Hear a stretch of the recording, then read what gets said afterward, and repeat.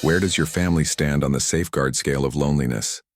Jean Twenge's newest research shows that since 2012, the number of people who say they feel left out of life has more than doubled, and that spike isn't confined to late-night college dorms or nursing homes.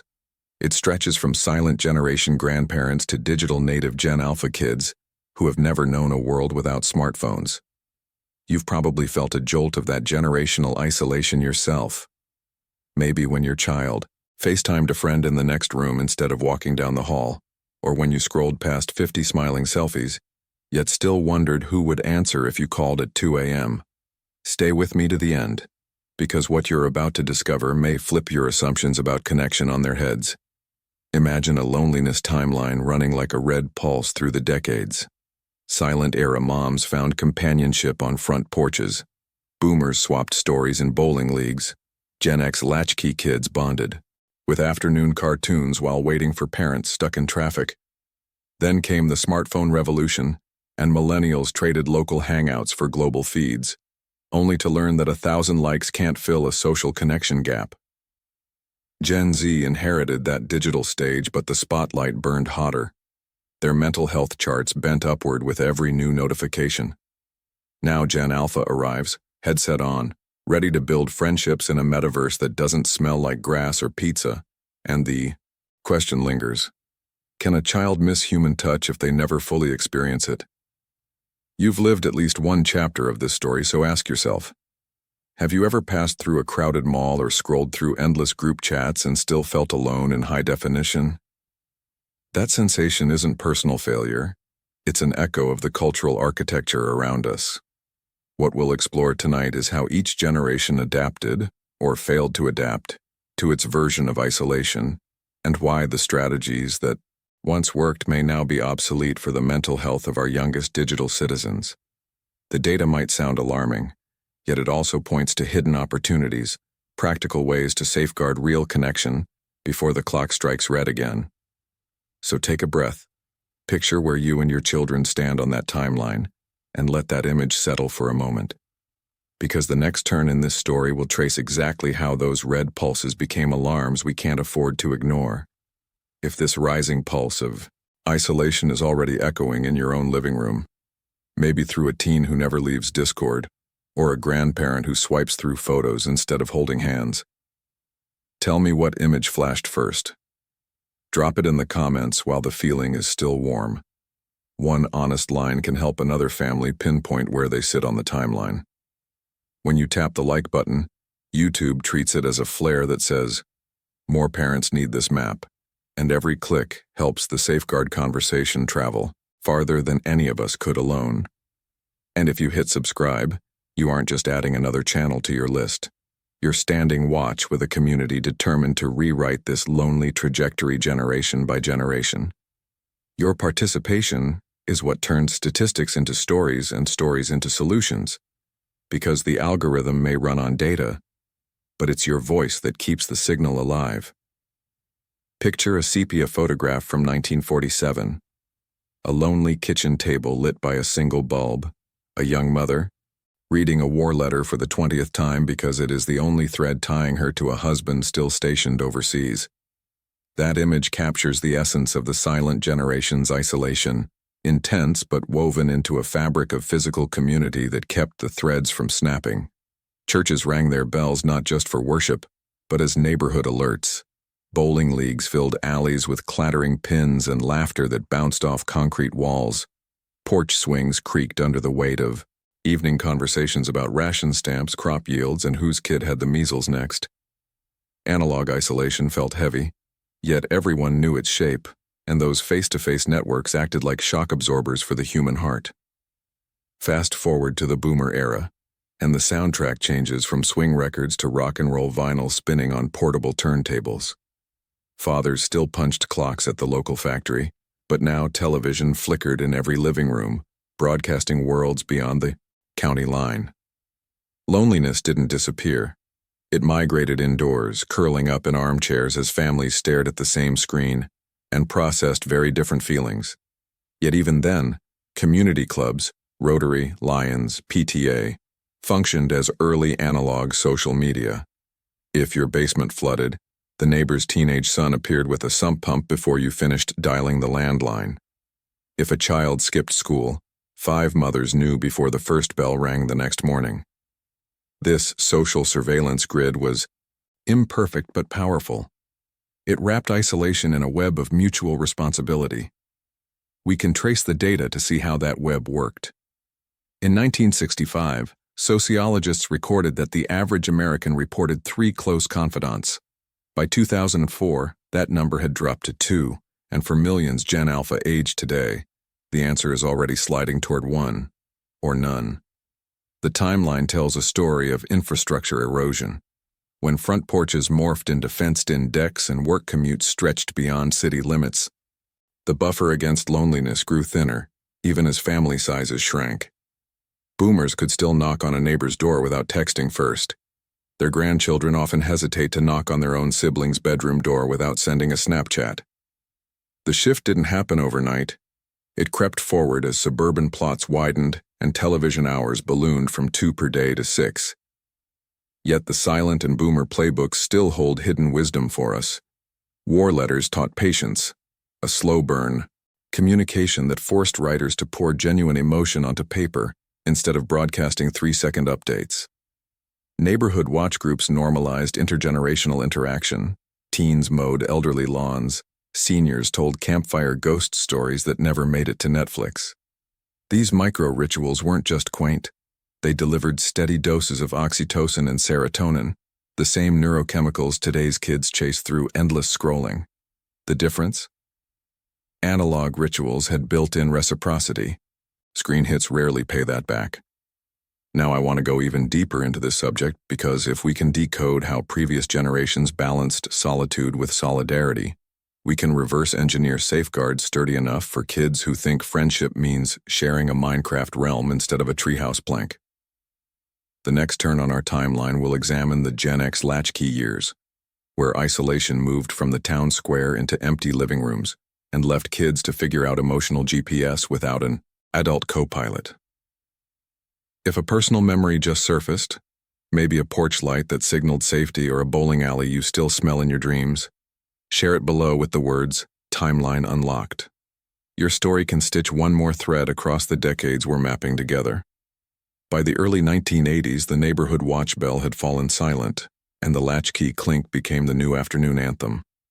Gen X kids, many of them products of the first major divorce wave, let themselves into empty houses at 3 p.m., warmed a slice of microwave pizza, and let the television glow replace a parent's voice. Cable had just exploded, offering MTV quick cuts and sitcom laugh tracks that simulated companionship without demanding eye contact. Psychologists started tracking what they called solitary screen time, a phrase that sounds quaint compared to today's digital immersion, but was radical then. Nielsen diaries showed that some 10-year-olds logged 6 hours a day in front of the tube, a figure that paralleled the number of waking hours they spent around live humans.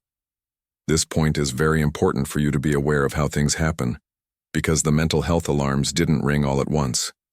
They clicked on quietly, like night lights in separate houses. Pediatricians noticed spikes in stomach aches that had no medical cause, what we now file under anxiety disorders. Social scientists documented a drop in civic engagement among teenagers who no longer tagged along to PTA potlucks or Kiwanis. Pancake breakfast because mom and dad were finalizing custody arrangements or working double shifts to cover 2 mortgages. When asked who they would turn to after a bad day, a surprising number of 13-year-olds wrote, "Nobody," or listed the name of a fictional TV character. The loneliness timeline shifted indoors and underground, invisible to most adults until the first surveys of rising adolescent depression emerged in the late 80s. Yet the era wasn't all gray desolation. It also forged a psychological muscle called self-reliance. A latchkey kid learned to troubleshoot a stuck VCR, cook mac and cheese, and interpret the emotional weather of a parent returning home exhausted. Those adaptive skills, however, came bundled with hypervigilance. Today's clinical literature uses the term parentified child to describe Gen Xers who still struggle to relax because their developing brains allied independence with survival. Neuroscience studies at UCLA show elevated baseline cortisol in adults who spent large tracts of childhood home alone. The stress hormone never fully resets, leaving them more susceptible to chronic anxiety.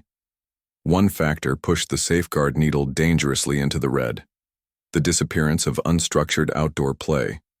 Insurance fears and rising crime headlines nudged parents when they were home to keep kids indoors.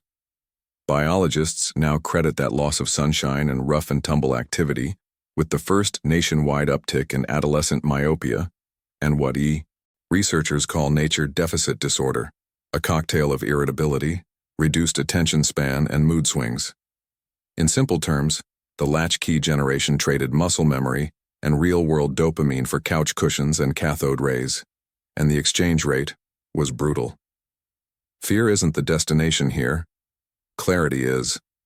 Understanding how fast loneliness morphed once the front door locked behind a child helps us diagnose why a Gen X parent might struggle today to set healthy device boundaries for their own Gen Alpha kids. Their formative baseline was, anything that keeps you safe indoors is better than you biking alone. That protective logic made sense in 1985, but applied to 2025, it can accidentally invite the very disconnection we're trying to solve. Scrolling is safer than skateboarding until the scroll becomes the new cul-de-sac. So picture an empty hallway on a Wednesday afternoon, keys rattling, television flicking on by itself. Hear the quiet hum that filled more space than human conversation. That sound still echoes in the parenting instincts of millions. Our task is to catch the resonance before it vibrates into the next generation. If that hallway reminded you of your own after-school routine, or maybe explained a reflex you see in your parenting today, type latchkey echo in the comments. Your insight could be the clue another viewer needs to trace the hidden frequency of their family's loneliness timeline. The year is 2005, and an entire generation is sprinting from dial-up silence into the neon hum of Web 2.0. A college freshman opens a brand new Facebook profile, uploads a grainy dorm photo, and feels the jolt of validation when the first virtual thumbs up appears. What was marketed as connection quickly morphs into a 24/7 comparison engine. Every scroll delivers a highlight reel that rewrites the metric for belonging. Psychologists would later call it the hedonic treadmill, but back then, it felt like harmless fun, until sleep schedules crumbled under. Blue light glow and dining hall conversations stalled because everyone had already seen each other's weekend online. Jean Twenge tracks this shift with almost forensic precision. Anxiety disorders among college students rise in parallel with the proliferation of status updates, while self-esteem curves tilt downward just as the like button is introduced. See how essential this is? Because millennials didn't merely adopt new platforms. The platforms re-engineered their social metabolism. In the analog past, unflattering moments vaporized after a laugh. Now they're tagged and archived, ready to resurface during job interviews or family reunions. Public health researchers at the University of Michigan found that subjective well-being drops proportionally to time spent passively browsing friends' feeds. A fancy term for staring at curated happiness until your own life looks pixelated by comparison. Ironically, the promise of frictionless connection produced a paradox. The more updates you consumed, the lonelier you felt. Consider the coffee shop scene. 10 friends sit together, each nurturing a glowing rectangle instead of the latte in front of them. The silence isn't awkward, it's algorithmic. Push notifications become social traffic lights, dictating when conversation starts and stops. Linguists have documented shorter attention spans in spoken dialogue, punctuation replaced by quick glances at screens to confirm external relevance. Even conflict resolution changes shape. Instead of hashing out disagreements face-to-face, millennials screenshot and subtweet, outsourcing vulnerability to an invisible audience that delivers instant verdicts via emoji. Yet within that digital turbulence lies a clue for healing the safeguard breach. When researchers at Stanford asked participants to trade 30 minutes of nightly scrolling for a single phone call to a friend, loneliness scores dropped by 20% in 3 weeks. The fix wasn't a tech detox. It was intentional presence borrowed from the analog toolkits of earlier generations but applied through modern channels. Millennials still value connection, They've just been conditioned to accept its weakest form. This matters because millennials are now the parents and teachers of Gen Alpha, poised to hand down either the itch of perpetual comparison or the blueprint for digital boundaries. If we can understand how the first always online cohort learned to measure worth in likes and follows, we can rewrite the code so their children measure it in eye contact and shared laughter instead. The algorithm won't change its profit motive. We have to change our engagement patterns. If an image of your own infinite scroll years just flashed, maybe a night you refreshed until dawn or a brunch lost to selfie angles, type "breaking the loop" below. Your reflection could be the reminder someone else needs before they hand their phone to the next generation. Your attention is crucial here, because the Gen Z chapter redraws the loneliness timeline at warp speed. The first iPhone landed in 2007, but it wasn't until 2011, when smartphones reached critical mass among adolescents, that Jean Twenge's data curve shot upward like a heartbeat under caffeine. Within 3 years, nightly sleep for teens dropped by 40 minutes, a change subtle enough to hide in household routines yet powerful enough to destabilize mood-regulating circuits. Neuroscientists at Harvard now link chronic sleep debt to reduced activity in the ventral striatum, the brain's reward hub, making ordinary joys feel muted. Add the glow of scroll infinite feeds, and a new phenomenon emerged: dorm room in the pocket. A teenager could lie in bed, door closed, yet still receive hallway gossip, cafeteria drama, and Saturday party invites in real time. The device promised omnipresence, but it charged a steep fee: constant evaluation. Fear of missing out, or FOMO, isn't just slang. MRI studies show heightened amygdala activation when teens imagine peers having fun without them. Each vibration at 1:13 a.m. whispers, "If you sleep, you lose status." So they trade REM cycles for digital vigil, sacrificing the neural housekeeping that clears emotional clutter.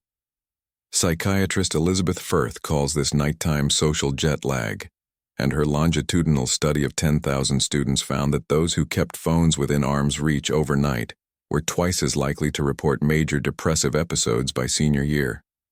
Scroll back to a Gen Z lunch period and you'll find a cafeteria that looks bustling until you listen. The volume is lower than in 1995.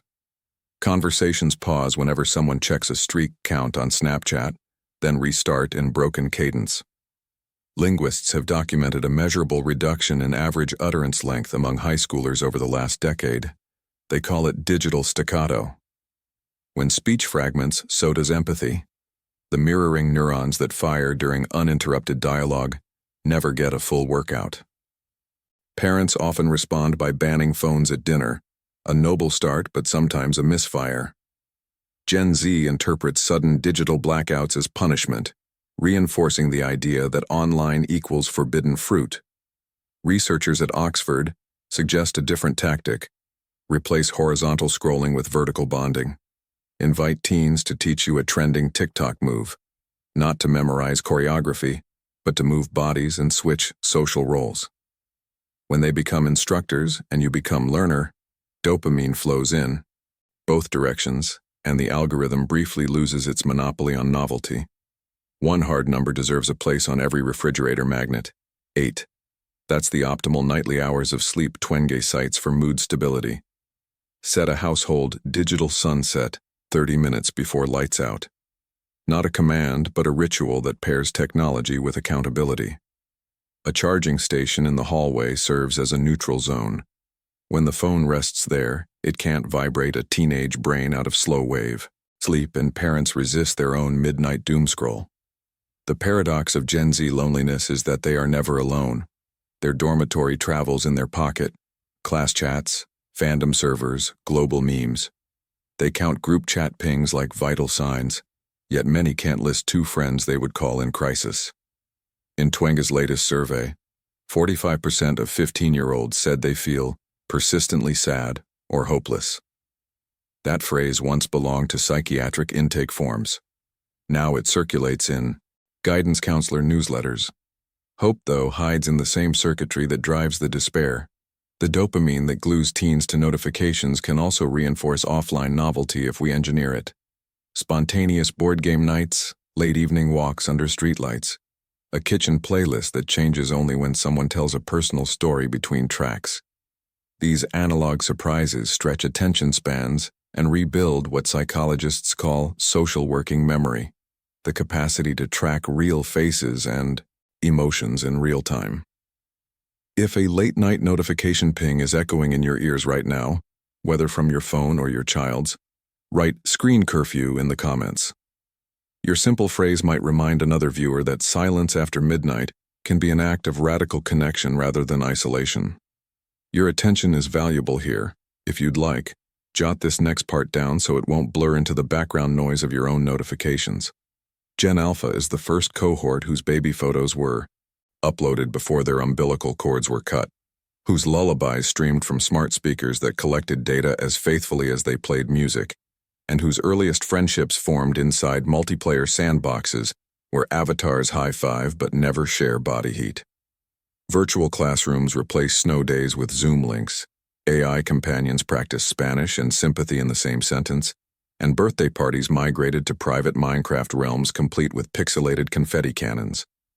When researchers at the University of Sydney asked 8-year-olds how they defined friend, 1 in 3 referenced in-game currency or shared login streaks, metrics unheard of even a decade ago. They're not losing touch. They're never practicing it in the first place. Jean Twenge warns that human social skills develop like language, miss the critical window and fluency drops. Mirror neurons, the cells that fire when we read another person's face, are most malleable between ages 3 and 11. Yet, Gen Alpha's daily mirror often shows a selfie preview framed by augmented reality filters. In lab settings where children were asked to interpret subtle emotions from real faces, those who spent more than 4 hours a day on tablets performed at the emotional recognition level of peers 2 years younger.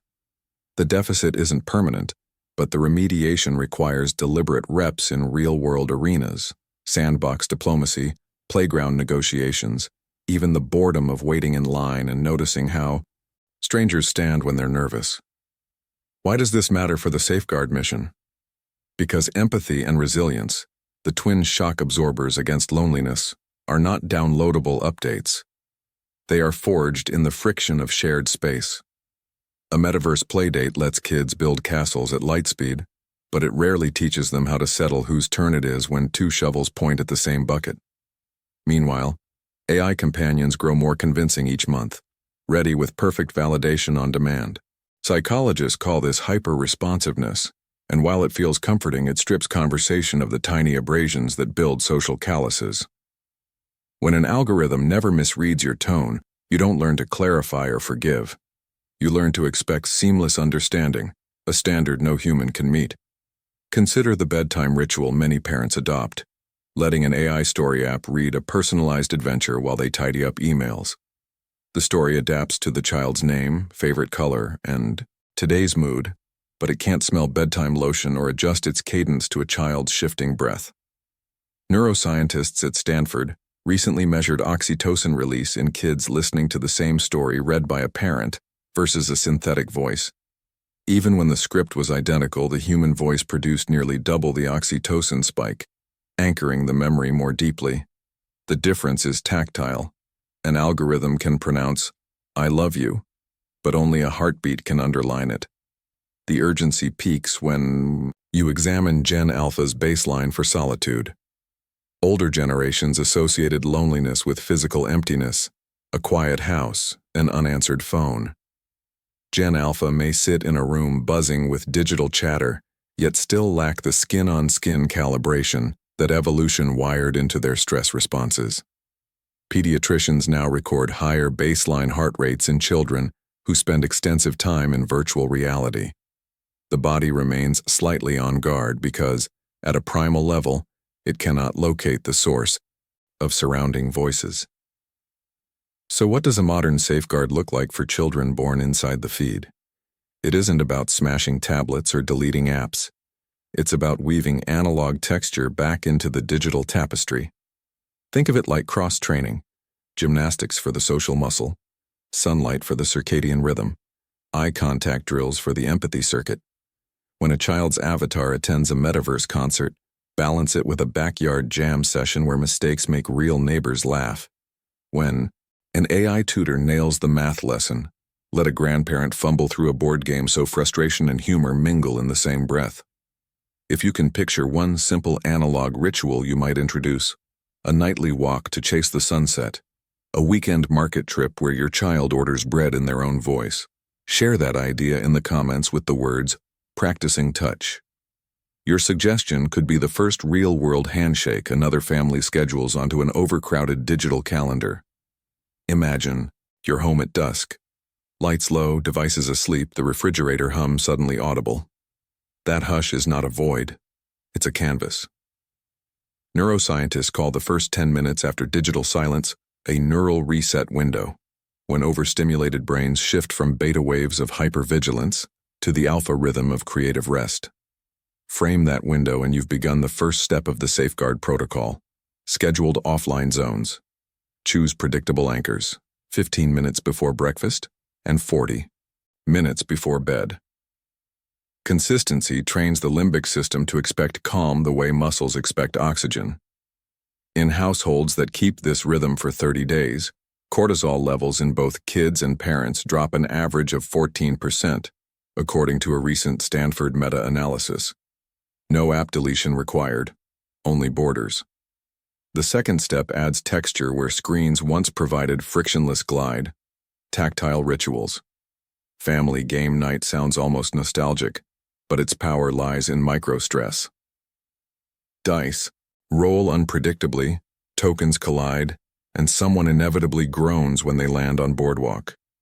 That tiny surge of frustration, followed by laughter or a strategic comeback, exercises emotional elasticity.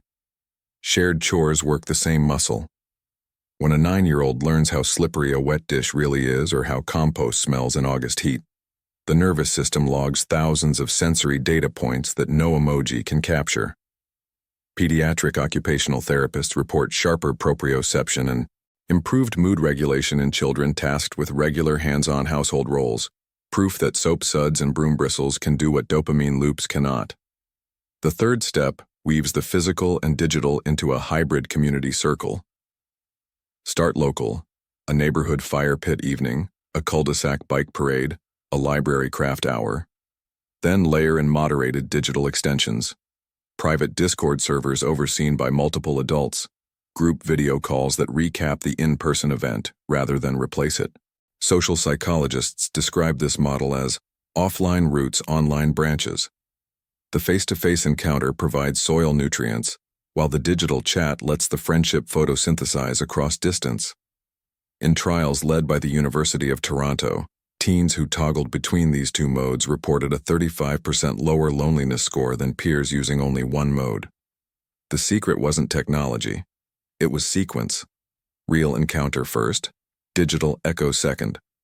Without safeguard, every new generation inherits the last one's fracture, like a crack running through a family heirloom that grows each time the cup is poured. We cannot reseal history, but we can reinforce the rim before the next pour. Picture tomorrow night. Phones resting in a hallway dock, a flour-dusted countertop where pizza dough rises under a tea towel, neighbors arriving with mismatched lawn chairs and stories that have never been live-streamed. That tableau might feel small compared to the metaverse's infinite skyline, yet in biochemical terms it is grand, a flood of oxytocin, serotonin, and felt safety mapping itself onto young neural networks. If an idea for your own offline zone or tactile ritual just sparked, maybe Sunday pancakes cooked together or a monthly park cleanup, post it below with the words "sealing the cracks." Your plan could become another family's first brick in rebuilding the wall of connection. Think of tonight's episode like lighting a lantern on a long, winding trail. We've traced the path from porch-swing conversations to pocket-sized dorm rooms, and now that lantern is in your hands. If its glow helped you see even one hidden crack in your family's routine, press the like button. That single spark tells the algorithm more travelers need this light. And if you want fresh fuel each time we refill the flame, tap subscribe so the next safeguard story lands gently in your feed instead of getting lost in the dark. Before you set the lantern down, leave a footprint for the rest of us. Type activating safeguard in the comments and share the moment that struck you hardest. Maybe the empty hallway at 3 p.m. or the blue-lit bedroom after midnight. Your sentence could be the handrail another parent needs when they walk this stretch tomorrow. There's a companion video right here that turns tonight's ideas into weekend-ready rituals. Click it and keep walking with me. Let's see how far this light can travel. One family, one generation, one bright foothold at a time.